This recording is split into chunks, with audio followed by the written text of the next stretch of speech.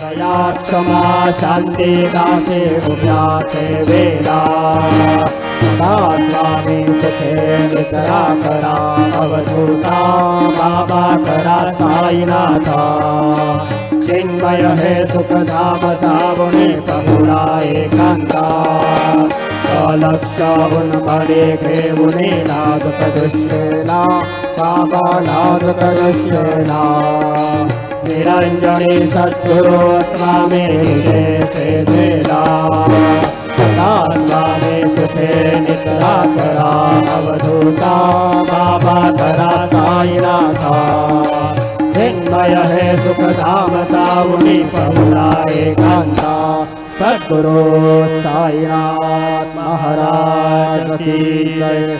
Shri Gurudev Datta.